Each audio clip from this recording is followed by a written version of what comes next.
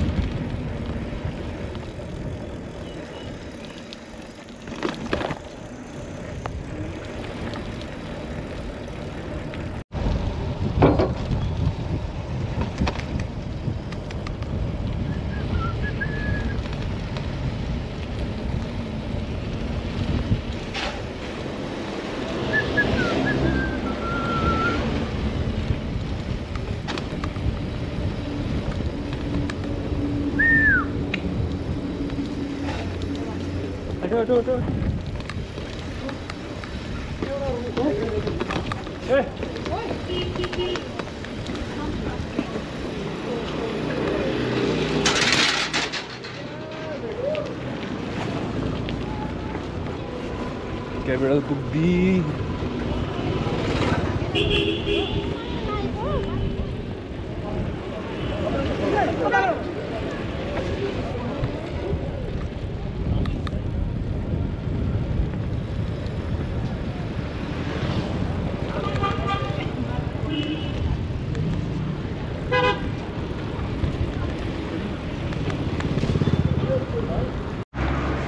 So guys, म चाहिँ cycle बनाएर निक्लिसकेँ अब म यहाँ पर गएको चिन परसम्म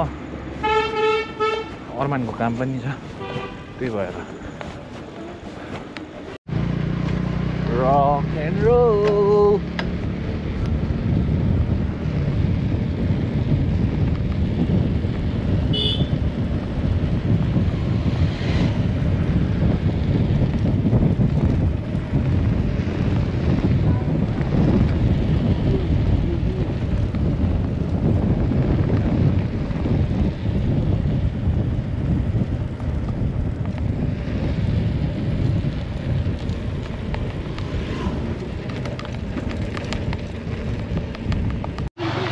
आजकल त यति चढ्दा पनि हत्तु हिँड्दो रहेछ यार सो अहिले चाहिँ चौरास्तामा छु यहाँ दोहोऱ्याउनु पाउँदैन सो जान्दै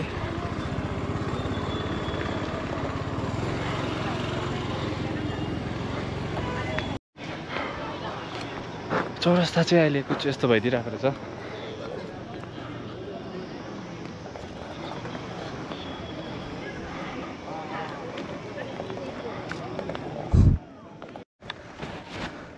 यसरी ग्याप गरेर कुदाउँदा त हेब्बी साह्रो पर्दो रहेछ नि कसम भनेको अम्मा अहिले मेरो वेट 80 किलो छ त्यति बेला मैले साइकल कुदाउनु कहिले छोडेँ भन्दाखेरि 60 केजी हुँदा अन्त 60 देखि एकैचोटि 80 किलो पुग्दिँदाखेरि त आम्मा हो हेब्बी साह्रो पर्दिँदो रहेछ अन्त तर केही बात छैन हो तर दर्द चाहिँ पुरा हुँदो रहेछ क्या कहाँ दर्द हुँदो रहेछ बुझ्यो होला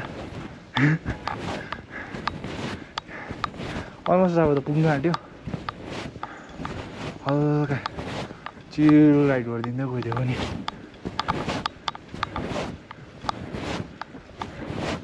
गाइज फाइनली म घर पनि पुगेँ हो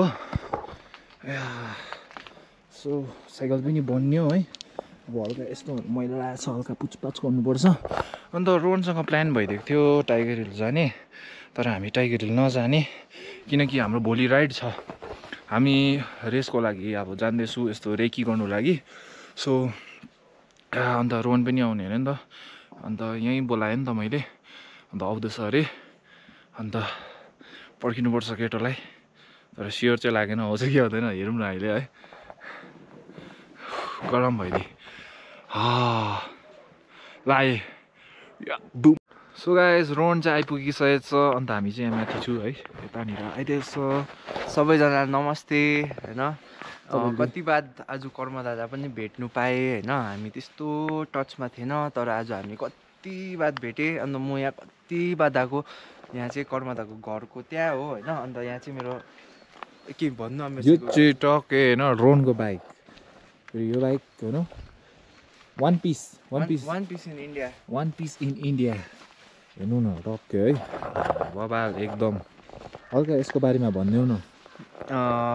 स्टार्टिङ चाहिँ लु अब यो फ्रेम, अब यो साइकलको नाम चाहिँ मेरिडा 160 हो। अन्त यो चाहिँ एन्ड्युरो बाइक हो। अन्त यो चाहिँ अब एन्ड्युरो बाइक भनेको चाहिँ अब त्यो सानो सानो रोडहरूतिर कुदाउने साइकल हो, ट्रेलहरूतिर जम्पहरू गर्ने साइकल हो। अन्त यो फ्रेम चाहिँ जुन चाहिँ तपाईँले देख्नुहुँदैछ, यो चाहिँ सबै, यो फ्रेम चाहिँ सबै कार्बन फाइबर हो होइन। अन्त तपाईँको अब त्यो पनि त्यो स्पोर्ट्स कारहरूमा युज हुने खालको कार्बन फाइबर हो। त्यो यो चाहिँ एल्युमिनियम भन्दा चाहिँ अझै उयो के भन्छ, एल्युमिनियम भन्दा चाहिँ अझै स्ट्रङ तर अझै हल्का हुन्छ। अन्त यो चाहिँ रेयर सस्पेन्सन भन्छ यसलाई चाहिँ। यो चाहिँ रक्सकको डिलक्स प्लस सेलेक्ट हो। अन्त यो अगाडि पनि सस्पेन्सन हेर्नुहुँदैछ, यो चाहिँ जेपको सेलेक्ट भन्छ। यो चाहिँ रक्सककै हो। यो एकदमै हाई एन्ड उयो सस्पेन्सनहरू हो।